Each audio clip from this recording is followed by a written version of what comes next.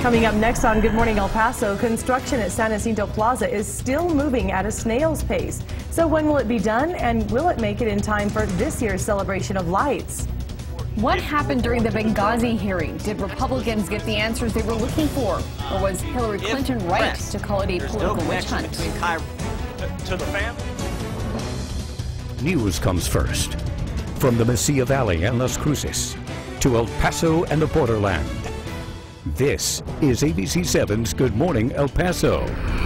A very good morning to you, El Paso, Las Cruces, and Juarez. I'm Stephanie Valle. And I'm Hillary Floren. Good morning, everyone. The time now is 6 o'clock on the dot. It is Friday. We have a lot to talk about this morning, starting, though, with breaking news right now. It's from our New Mexico mobile newsroom. The Pete Domenici Highway is open again after a crash in the desert. ABC7's Denise Olivas is on the scene live right now with more. Denise, what can you tell us?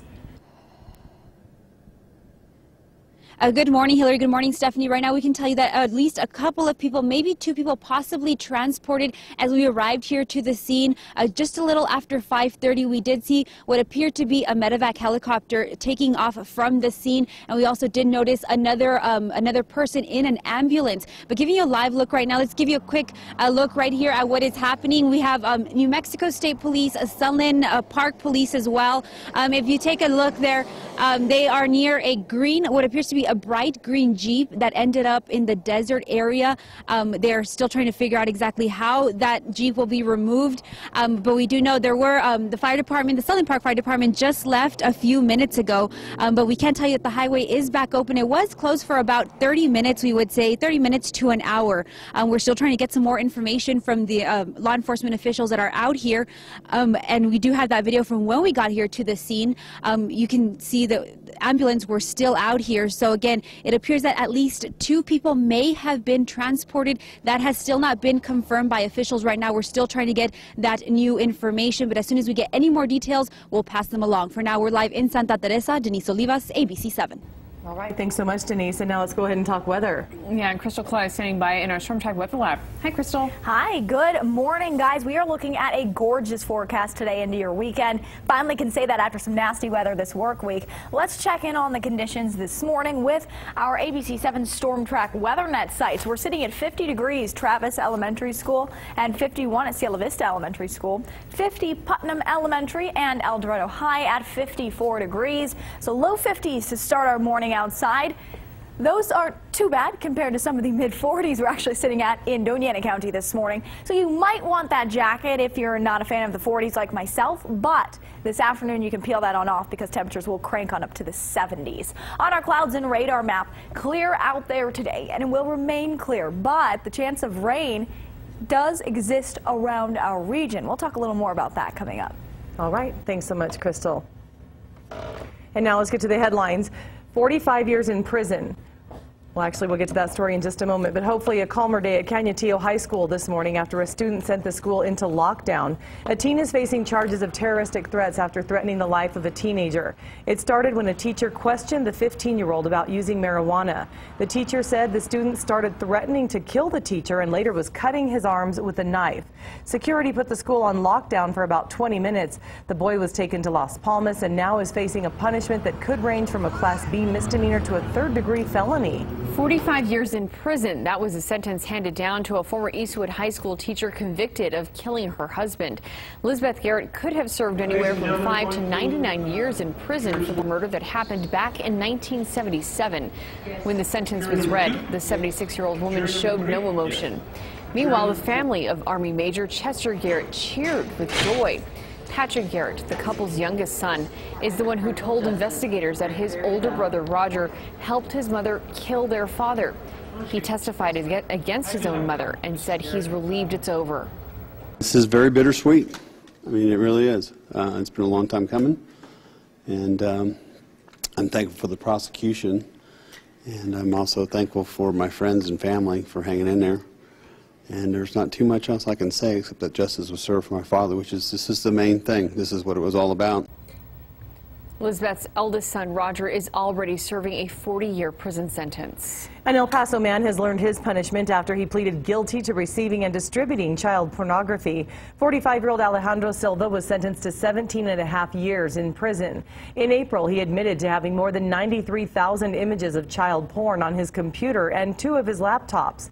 Silva was already ordered to pay $2,000 in restitution to his victims. The man who police say shot and killed another man at a car wash in Las Cruces now has a face. This is Leo Molina. The 57-year-old was working as an attendant at the car wash. Police say he shot 39-year-old Gregory Cleto Fernandez in one of the cleaning bays on the 500 block of North Valley Drive. At around 8 o'clock in the morning, the 2 men got into an argument that turned physical, and police say Molina shot Fernandez in the chest. Fernandez was taken to the hospital where he later died. Well, it looks like the city is going to have to give up its dream of having the annual celebration of lights at San Jacinto Plaza. And they had hoped to have it finished in time to mark the 100th anniversary of the plaza, but after more than a year, the iconic plaza is still nowhere near ready. Yeah, we've been talking about this for so long, and we told you back at the beginning of the summer that Parks and Rec was taking bids for an all-white light display at the plaza to make the century celebration special. But now we know that the celebration of lights will return to Cleveland Square, and the old lights will be used at least 1 more year. City Rep Dr. Michael No had told us that city staff told him the plaza is only 4 months behind schedule. And other reps say they're still holding out hope to celebrate at the plaza, but city spokesman Martin Bartlett says not to count on it. The state may still go after the Children's Hospital Board, or at least it wants that option anyway. The Health and Human Services Commission, or HHSC, objected to part of the joint bankruptcy plan by Children's and UMC.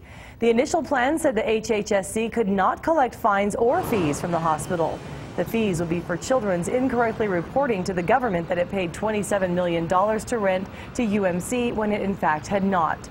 Children's got reimbursed money from the government for reporting that, so HHSC said it still needs the option to fine Children's for possibly receiving money it wasn't entitled to. County Judge Veronica Escobar says they've worked hard to convince the state to go easy if HHSC chooses to fine the reorganized Children's Hospital. We've been working on what are the avenues we can pursue to not have the debt necessarily forgiven, but to have or wiped away, but to have HHSC work with the reorganized debtor to make it not a financial burden that will inhibit their ability to grow or succeed. Former bankruptcy attorney Andy Krafser could also object to the plan which prohibits him from serving on the future Children's Hospital Board. The county tried to remove that clause this week, but Children's did not budge. And one of our reporters, Maria Garcia, filed a more detailed report with the projected financial future of Children's on KVIA.com. The effort to recall El Paso City Rep Larry Romero has been dropped. ABC 7 confirmed with the clerk's office that Romero's former political opponent, who was behind it, dropped the petition. Adam Gorola cited the city's controversy in which Romero worked with the city to pave the street where he lives. That happened even though the city rep street was not on the approved list of streets in need of repair. There's no word yet on why Gorola dropped the petition. It was a blockbuster day on Capitol Hill. Former Secretary of State Hillary Clinton facing tough questions about the 2012 attack in Benghazi that left 4 Americans dead, including the U.S. ambassador to Libya. Republicans say they're trying to get to the truth, but Democrats call it a political witch hunt. ABC's Karen Travers has all the details from Washington. It was a marathon day. Hillary Clinton on the hot seat for over 8 hours. The entire hearing lasting 11 hours. Right out of the gate, Republican Committee Chairman Trey Gowdy telling Clinton the investigation's not about her. This investigation is about 4 people who were killed representing our country on foreign soil.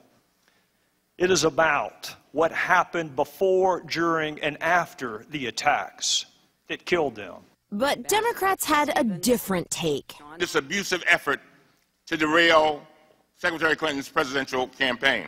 Republicans released a never-before-seen email that Clinton wrote the night of the attack, addressed to Diane Reynolds, the name she used for emails to her daughter Chelsea. 2 of our officers were killed in Benghazi by an al-Qaeda-like group, she wrote. But that's a different position than the one the Obama administration took immediately after the attack, saying it was a protest over an anti-Islamic video that grew violent. GOP lawmakers also focus on requests for increased security and the State Department response. You had 2 ambassadors that made several requests, and here's basically what happened to their requests. They were torn up.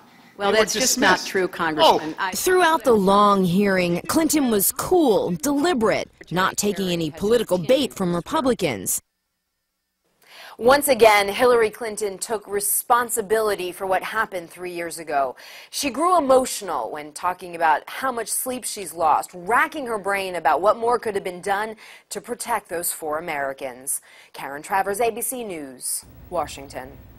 It is 6:10, and we're taking a look at our TxDOT traffic cameras at I-10 and Lee Trevino, now Yarborough, where you can see that traffic is starting to pick up a bit out there, but no problems to tell you about. And coming up in Fit for 15, it's a barbecue kind of morning. Yeah, but not the kind of regular barbecue you're used to. Stick around to find out what we're talking about. And meteorologist Crystal Fly is standing by right now. She's got that forecast. And that forecast includes a very nice weekend. We're going to talk football games coming up. Thanks, Crystal. This is ABC 7, where news comes first.